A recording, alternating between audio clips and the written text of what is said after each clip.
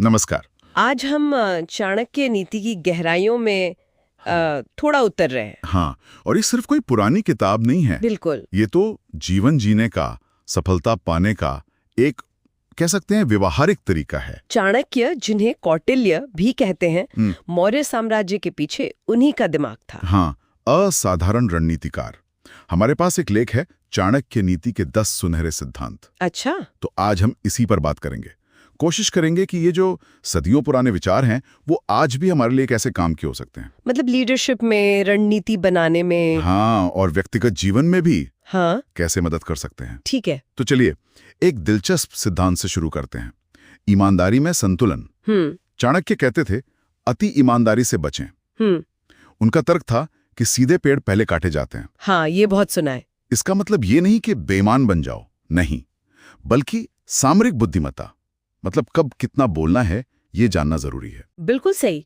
ये एक महीन रेखा है, सीधी साधी ईमानदारी और व्यावहारिक चतुराई के बीच। हाँ, आज के जमाने में सोचिए, कॉर्पोरेट जगत है या हमारे निजी रिश्ते हैं, कई बार पूरी पारदर्शिता वो आपको कमजोर बना सकती है। सही बात है। तो चाणक्य की सलाह यहाँ पे आत्मसंरक्षण के लिए है, नैतिक दायरे में रहते हुए थोड़ी होशियारी बरतना। धोखा देना नहीं। बिल्कुल नहीं, बस ये जानना कि कब पत्ते खोलने और कब नहीं। बहुत दिलचस्प। अच्छा, अगला सिद्धांत है रणनीति का महत्व। ये तो बहुत जरूरी है। चाणक्य का मानना था कि बिना सोची समझी योजना के कुछ हासिल नहीं होता। हाँ। देखिए ना, उन्होंने चंद्रगुप्त को सम्राट बनाने के लिए पूरी योजना बनाई। नंद वंश के खिलाफ हर कदम कितना सटीक था। और उनकी रणनीति सिर्फ योजना बनाने तक ही नहीं थी, वो आगे का सोचते थे कि सामने वाला क्या प्रतिक्रिया देगा, लोगों का स्वभाव कैसा है। अच्छा। हाँ, ये सिर्फ लक्ष्य तय करना ही नहीं है, बल्कि उस तक पहुंचने के रास्ते की बाधाओं को, लोगों की प्रतिक्रियाओं को पहले से भांप लेना है। आज भी यही बात है, चाहे कोई अपना काम शुरू कर रहा हो या नौकरी में हो, बिना सोचे समझे कदम उठाना वो अक्सर नुकसान ही देता है। सही कहा। फिर आता है मानव स्वभाव की गहरी समझ। हाँ, लोगों को समझना। चाणक्य कहते थे कि मित्र और शत्रु दोनों को पहचानना जरूरी है।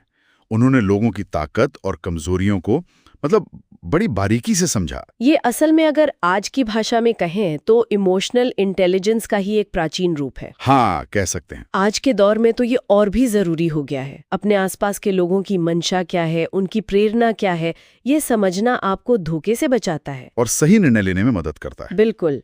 ये सिर्फ लोगों को अच्छा या बुरा समझने से कहीं ज्यादा गहरा है, उनकी साइकोलॉजी समझना।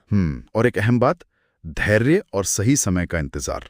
ओह, ये तो बहुत महत्वपूर्ण है। चाणक्य ने नंदवंश के खिलाफ ऐसा नहीं कि सुनते ही हमला बोल दिया, नहीं, उन्होंने सही मौके का इंतजार किया। हाँ, और धैर्य का मतलब सिर्फ इंतजार करना नहीं है, ये रणनीति का ही एक सक्रिय हिस्सा है। अच्छा, कैसे? देखिए, स्रोत में भी कहा गया है, सही समय पर किया गया कार्य ही सफलता लाता है।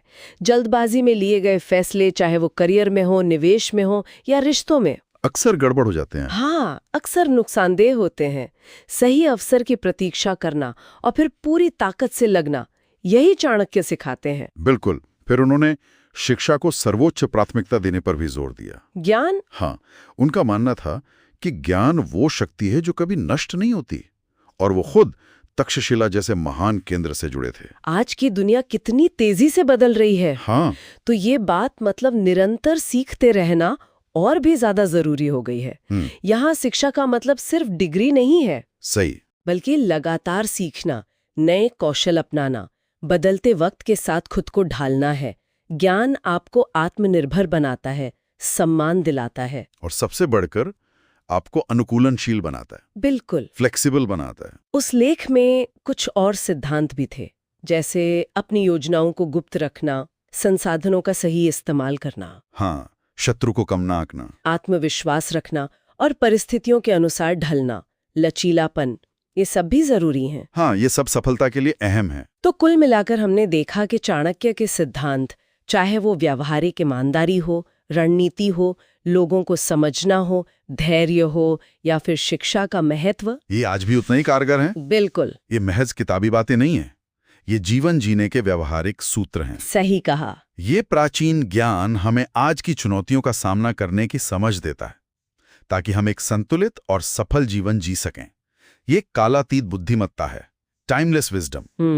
और अंत में एक सवाल सोचने के लिए छोड़ जाते हैं। हाँ, चाणक्य ने संतुलन और लंबी सोच मतलब दीर्घकालिक रणनीति पर जोर दिया, है ना? हाँ बिल्कुल। तो क्या आज की दुनिया में जहां सब कुछ तुरंत चाहिए, इंस्टेंट ग्रेटिफिकेशन, क्या हम अक्सर तात्कालिक लाभ के लिए वो दूर की सोच और नैतिक संतुलन को नजरअंदाज कर देते हैं? ये वाकई सोचने वाली बात है। हाँ, इस पर विचार किया जा सकता है।